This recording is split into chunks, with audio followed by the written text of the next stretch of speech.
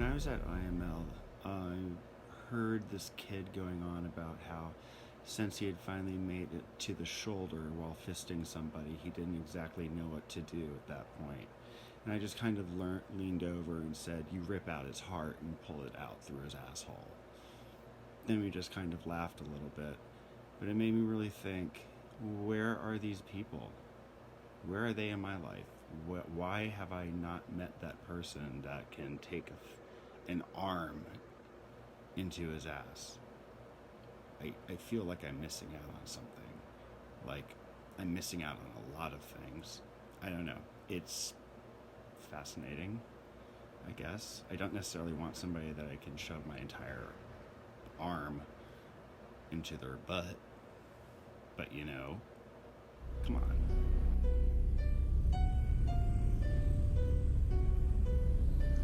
I'm not sure if I've talked about this before, but I just want to mention it again. It seems that unless I initiate conversations with people, I don't ever hear from them.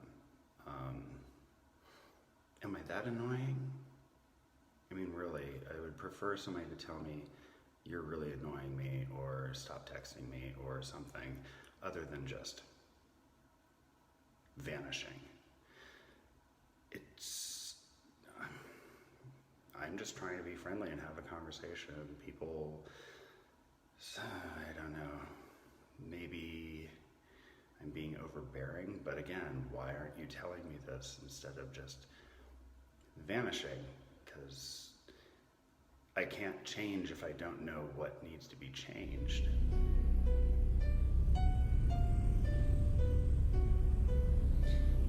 You know, I gotta say, it's really annoying, somewhat amusing, and somewhat ironic, I guess, when I'm looking at a photo of some guy who's just really, really stacked. And he sits there, and, well, not sits there, but he hashtags underneath the photograph everything from his gym to his friends that he works out with, to his trainer, to his diet, to his meal program, to pretty much everything except for the roids. He totally ignores them because you look at that photo and you know that is not a normal human body. Whatever he's doing, he's also adding steroids to the mix or human growth hormone. That's all I was going to say. You know, if you're going to do it, at least fucking admit it, right?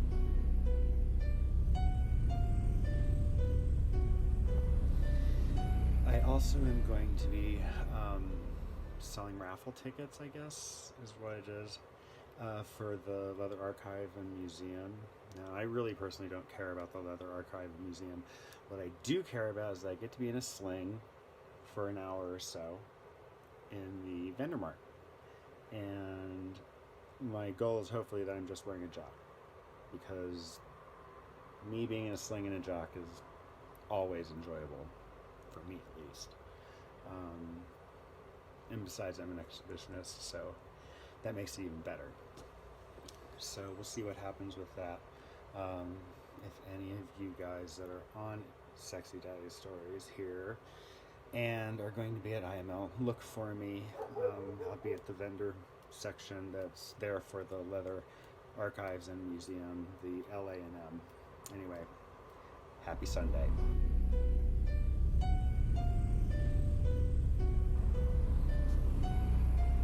So, I'm going to IML. Excuse me.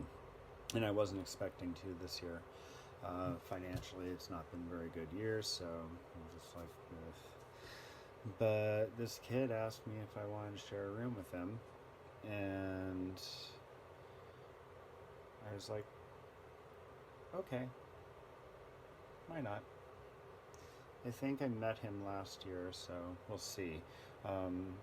He says we have the same kind of personality, hobbies. We both like doing the same thing. Basically saying we're both whores is what he's saying, is that we're both whores.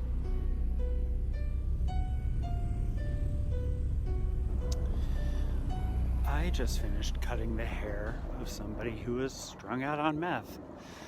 It was really unpleasant.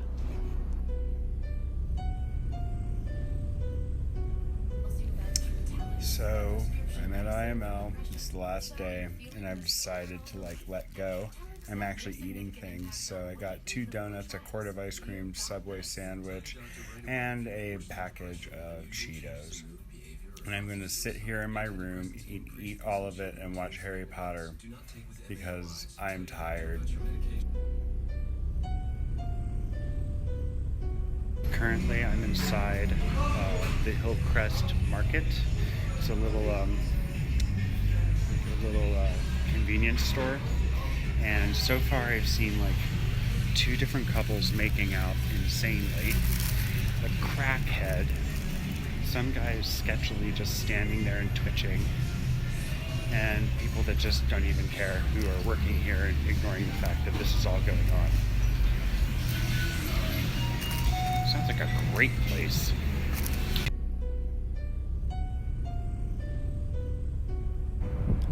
Of course, I'm getting an Uber right now, and I just tore my pants. And I have no time to go get a new pair of pants. So, yay, I'm going to IML with a big hole in my jeans. Good times. I'm on a couple platforms online via, apps, cruising, dating, fucking platforms, whatever you want to call them. I'm predominantly on Scruff. I used to be on Grindr, but after years of just being ignored, I just gave up with that. I tried Growler, but I'm not a bear, and I don't particularly want to be around and get involved with a bear, so I tend to avoid that as well. The new thing everyone is telling me about is called Sniffies, which just sounds awful, and I have zero interest in it, so I've never even tried it. It just sounds... I mean, I can be trashy, but that just sounds sleazy, so yeah, not really my thing. But the thing I'm finding most fascinating about this is, due to the pandemic and the social distancing, I am getting hit on a lot, which is flattering, but it's a little annoying when the being hit on is encased in the fact that there will be no interaction because no one is interacting with anybody. So it's sort of like I can hit on you but not worry about doing anything. If I was to end up hooking up with all of the guys who have told me, oh, when this is over, totally. I mean, that would be like 3 people. It would be so exciting. Yeah, it's like it took you a pandemic to actually hit on me. I mean, I've seen you on this app for months, some even years. You've never bothered. But now that you don't have to worry about actually running into me or meeting me or coming in contact with me, you're totally okay with hitting me up. It's just kind of shitty. It's annoying it takes a pandemic for that to happen. It's sort of like when I go to a bathhouse and I have to blindfold myself. If I don't blindfold myself, I don't get laid. Like, no one will come into my room. If I can see the people coming into my room, nothing will happen. But apparently, if I can't see anything, it's all systems go and everyone's down for it. It makes no sense to me. So yeah, I guess I appreciate the flattery, but at the same time, it's just kind of tacky. I don't know why you're changing your tune and opinion about me, especially if it's just because you don't have to worry about actually connecting with me. I mean, just leave me alone if that's the case. Why? Why are you doing it? It's just a waste of your time and a waste of my time.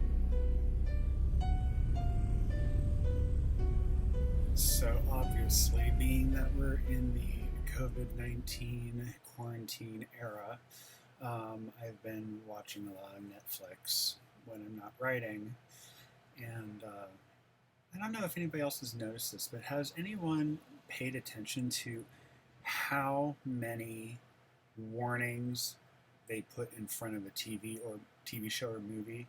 I mean, they're warning things like there's smoking or teen language or mature content. I don't even know what mature content means. It's so ridiculous how neurotic.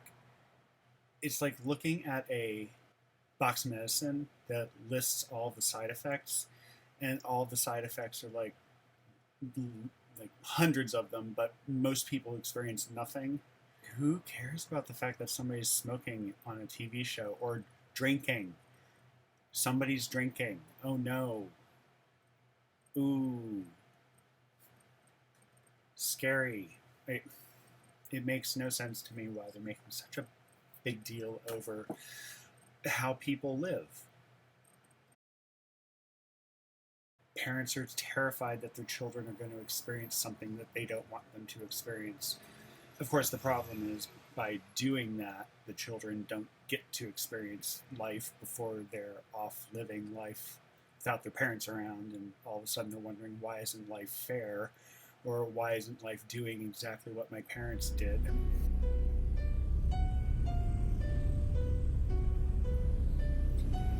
Has anyone noticed, specifically people that like go on Twitter or are members on Just for Fans or Friends Only or any of those myriad porn sites for amateurs? Does anybody notice there's been a lot that are still being put out now, like recently, like current? It's like there is a quarantine going on, but you're still putting content up from like 2 days ago. Really?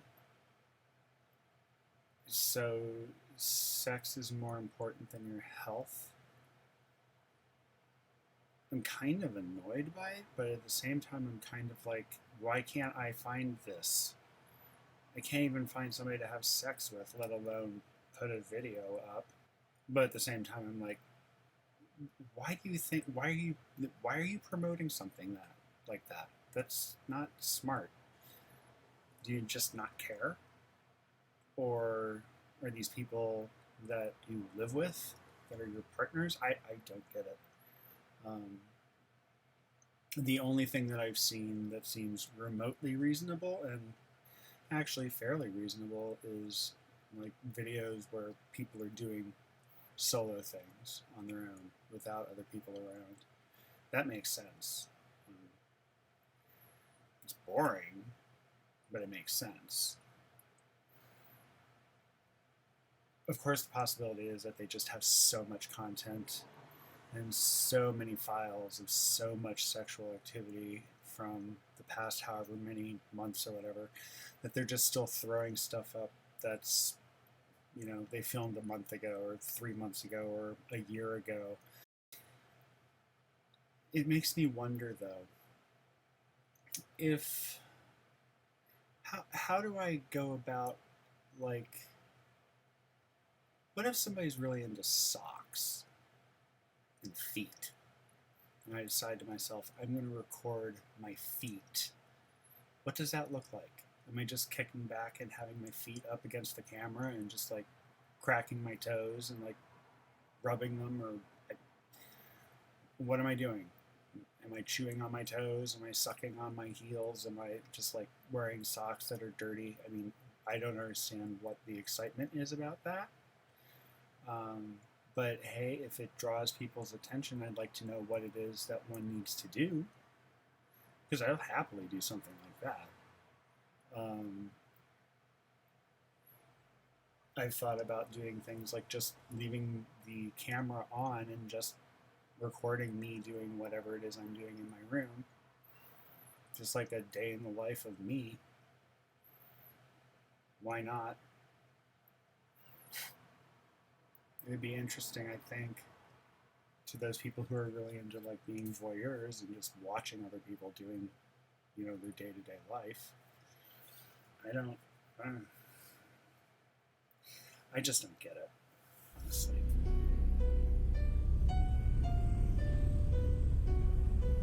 Everything you need to know about being a good person, you learned in kindergarten. 1, share your crayons. 2, say please and thank you. And 3, don't hit people. If you can follow those 3 rules that you learned in kindergarten, you should be just fine.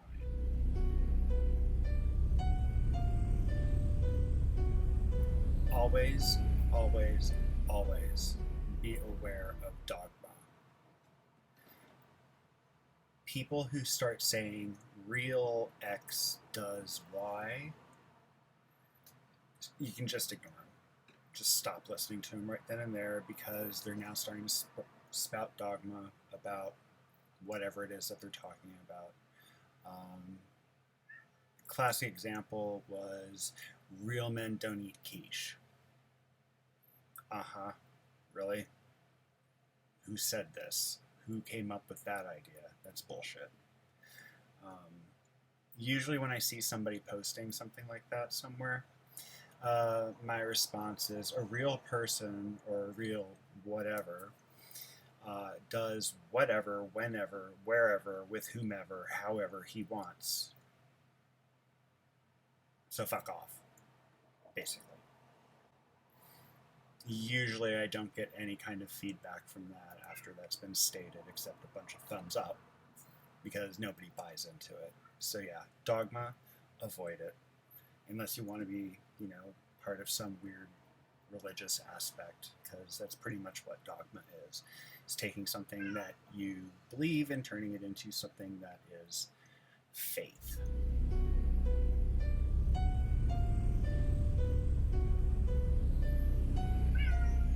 Cats are evil. They're cute and they're adorable and they're crazy, but they're also evil. Just, I don't know what he's doing, but yeah, they're evil.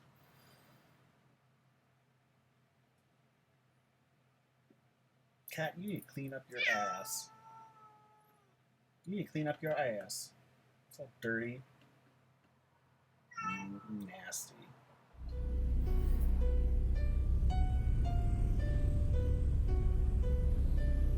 So I have a hand trimmer. It kind of sucks. If I keep my hand still for long enough, it just starts to shake a little bit.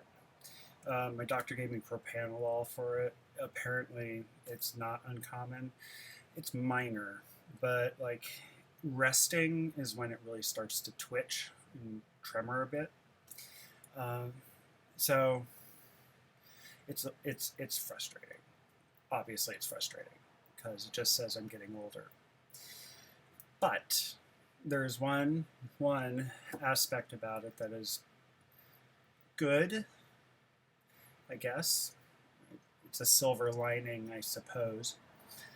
But I have discovered that if I stop moving my hand and just hold my dick with it, and the tremor starts, it's a whole different experience. It's amazing. It's like somebody else is doing something to my hand or to my dick. It's. So I'm kind of glad I have the tremor right now, because it's changing things up, I guess you could say, with my masturbation. So good times.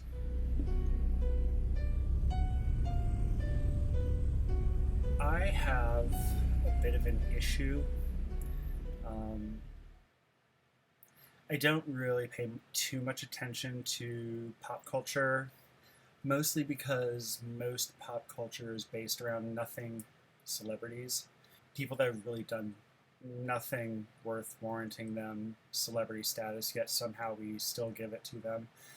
I don't honestly understand why, but that's what apparently we do. Um, Having said that, I started watching RuPaul's Drag Race more for just the cattiness of it and just how terrible these people are towards each other. There are a few things I've noticed from watching that.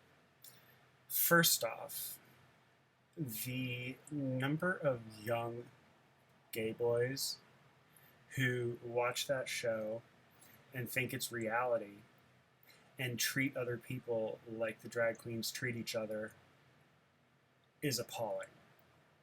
Um, I think it's safe to say if anybody talked to me the way those drag queens talk to each other for entertainment value, they would not be friends of mine because they have no respect for me or apparently for anybody. But apparently, Drag Race has taught them that it's okay to behave that way and talk that way towards other people.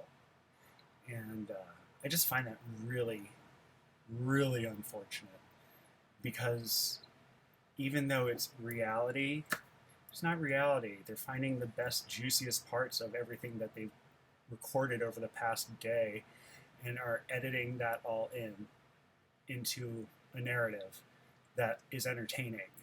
It's not real. So I that's one of my big issues about that show.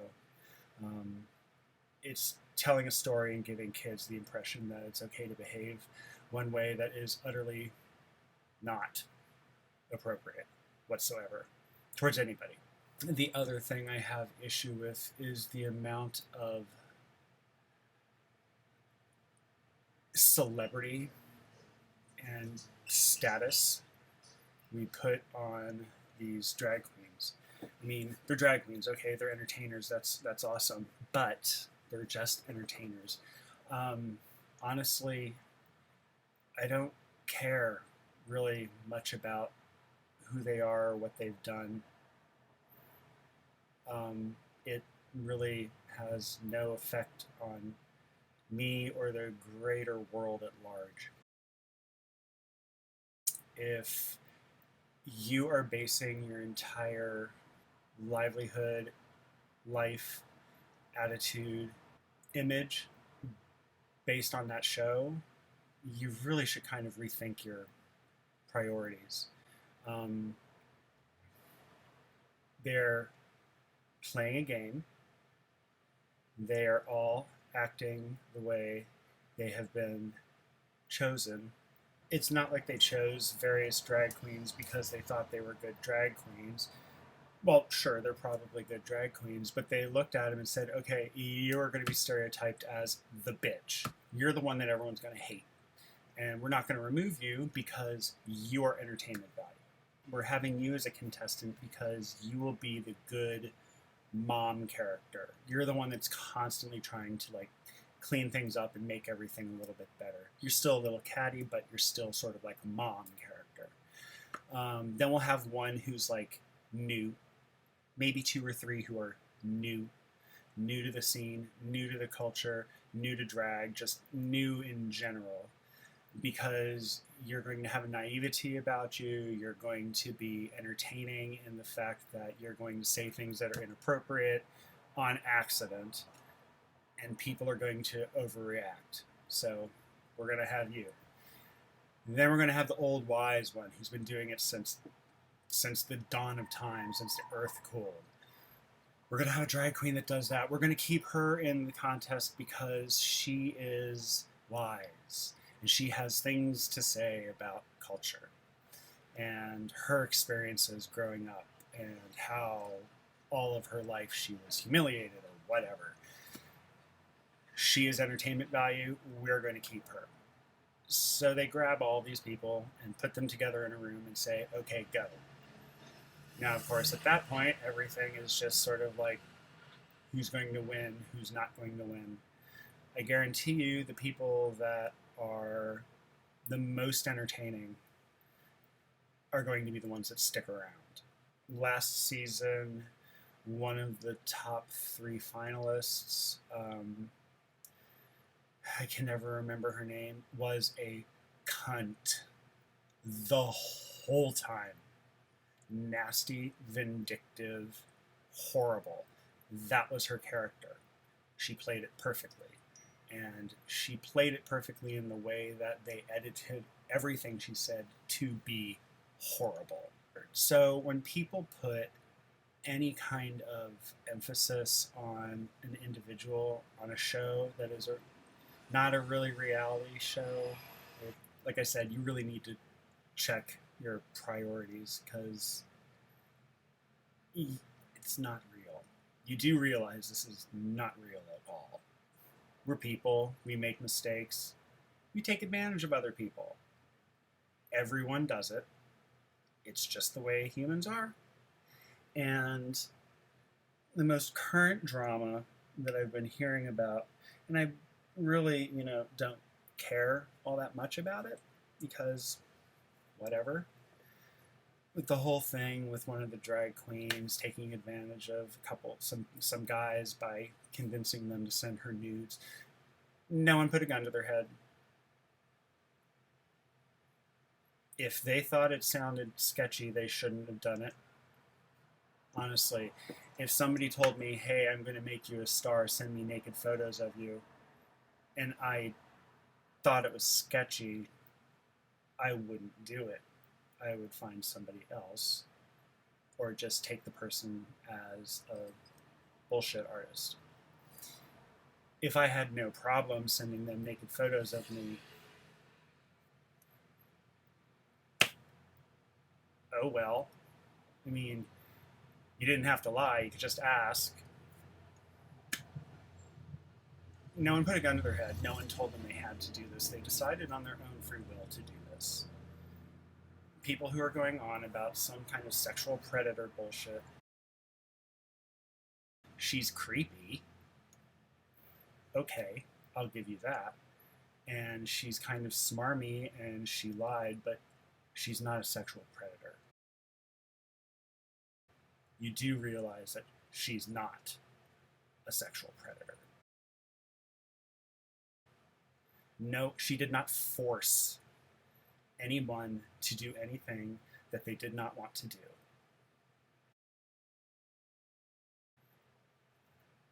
Sorry. You know? Honestly, how can you defend that she's a sexual predator? Did she rape somebody? Did she take advantage of people by threatening to... She's not a Harvey Weinstein, you know. She's just a sketchy drag queen who took advantage of some guys to get some naked photos. And really, honestly, I don't see much of an issue with that. If they're feeling like they were assaulted, I wouldn't even say it's an assault. I don't even know what I would call it. But if those guys are feeling like they've been harmed, then they might want to evaluate what they just did. Because at the end of the day, they sent her photos. If she was a talent agent and actually got them jobs, but they still sent her photos, she's just as sleazy as she was not actually being a talent scout. You do realize this, right? Okay, just letting it out there. I just find the amount of drama behind all this to be a tad excessive. It's like people really need to find something a little bit more important. And this is not having to do with her or whatever his name is outside of drag. I don't, whatever. The thing that annoys me is the amount of emphasis people are putting on it, because what they're doing is feeding into it. This is just more drama. She did something, it was gross, move on. This is unnecessary drama. You can do nothing about this. All you are doing is stirring shit. Who cares? Honestly, at the end of the day, it doesn't matter.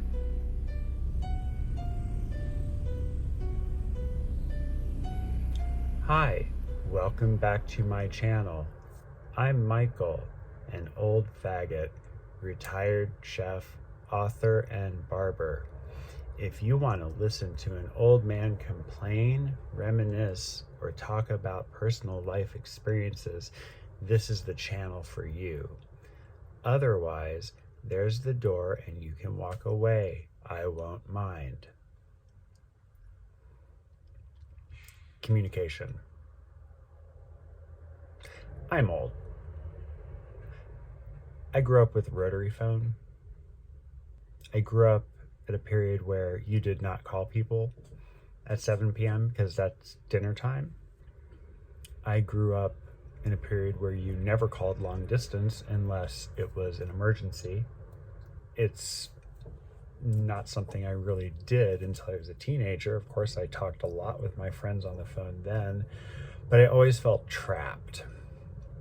Like I couldn't get off the phone no matter what I did, because whatever was going on, especially with a couple friends of mine, if I tried to get off the phone, it immediately meant I don't care about them, I don't like them, that I have better things to do with my life. In reality, I just had other things to do. It's not like I'm trying to get away from a person, that's why I'm getting off the phone. I just don't like talking on the phone, honestly.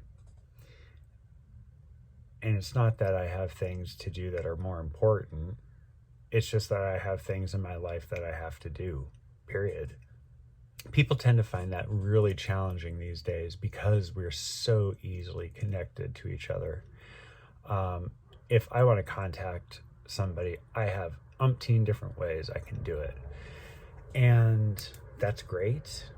But at the same time, that makes it really frustrating if I'm busy, because I don't like talking on the phone. I would much rather text. I would much rather type. It gives me the opportunity to spend time thinking about what I'm going to say. If I'm busy, I can put it down and pick it up later and respond. And if I was to talk to people on the phone, I would be constantly interrupting because I would have to stop the conversation to do something. And I'm not going to do that. It's just the way it is. They get the impression that I'm saying their life is not as important as whatever else in my life is. Real time, I'm busy. Real time, my day-to-day life. I have things that I'm doing, and things I'm working on, and things that I have to do. And to assume that I am going to just drop everything is selfish. People are under the impression that their issues are more important than everything that's going on in my life in real time, day to day, right now, here in Seattle, at home, whatever. And I just don't think that's fair. I also am not a fan of talking on the phone. I mean, I don't even talk to my mother on the phone. I avoid her at all costs. I avoid most people at all costs. I just don't think to myself, oh, I want to spend time talking to this person on the phone because I have enough time to do so. I'd much rather just text. It's just easier. And it takes the difference between what is happening right now and what is happening 5 minutes from now and what is happening an hour from now is not that drastic. So if I can't respond immediately, 5 minutes is not going to change it. And if it is, you would be, if it was that important and you really needed to get in contact with me, you'd figure out a way to do it. You know, just keep on ringing over and over and over and over. hang up, call back, hang up, call back, hang up, call back. I'll eventually answer the phone when I realize this person has a serious issue. I don't do the phone thing. I did when I was in high school, but that's pretty much it. So, I apologize if I come across as being disinterested or selfish or rude or offensive. Certainly not in my intentions to do any of that. It's just not my thing. So, texting. Texting is a way to go if you really want to communicate with me. I can hold a really long conversation via text over days and days and days and days, which I think is much more important than a brief 5-minute check-in. I mean, if you really want me to call, text me and say, hey, could you please call me? I need to talk with you. And I will, as soon as I have a free moment. If I'm in the middle of cutting somebody's hair, I'm not going to put down the scissors and say, excuse me, I got to make a phone call. If I'm in the middle of having dinner with my partner, I'm not going to turn around and be like, excuse me, I got to make a phone call. That's rude to the person I'm with. It's rude to my client, and it's just rude in general. To do something that another person would look at and assume I think is more important than them at that moment. This is one of the biggest issues I have with communication right now. It's that there's this idea that no matter what anyone else is doing, my shit is more important. And if I contact you and you don't respond immediately, or I see that you've read it and you don't respond immediately, then that apparently means you think I'm shit. And in reality, that's not the case. I remember when there was a period where you didn't even have answering machines. So you couldn't even leave a message. So if you didn't get somebody answering the phone when you called, that was that. You had to wait. You had to call back later. Even getting answering machines and people leaving messages, you'd have to wait until whoever you're leaving the message for got home and had the chance to call you. But now, communication is so easy and so fast and so accessible that people are under the assumption that everything they post must be responded to immediately. Otherwise, they are not important, which is far from the case. I bring this up because I am currently in a situation with a friend of mine who has decided that I do not care about him because apparently I don't talk to him on the phone. I'm sorry. If you really wanted me to talk to you on the phone, you need to let me know. Otherwise, it's just going to be texting. I see nothing wrong with this. And now I'm having to make apologies and, explain why I don't answer on the phone. And it just feels like I'm being backed into a corner. I made to feel guilty. And, I grew up Catholic. Guilt doesn't work on me. It just pisses me off. My mother used guilt. It doesn't even work with her at this point. So, yeah. I apologized to my friend, told him I just don't talk to people on the phone, and he's not taking that well. So apparently whatever the crisis is that he's going through should be more important to me than anything else that's going on with my life. That makes absolutely no sense. I mean, I can't change anything. I can't fix anything. I can't do anything about whatever it is going on right at this moment. I can listen. I could also read, which would be, for me, easier. communication. Frustrating. That's all I got for right now. So have a good rest of your day. Bye.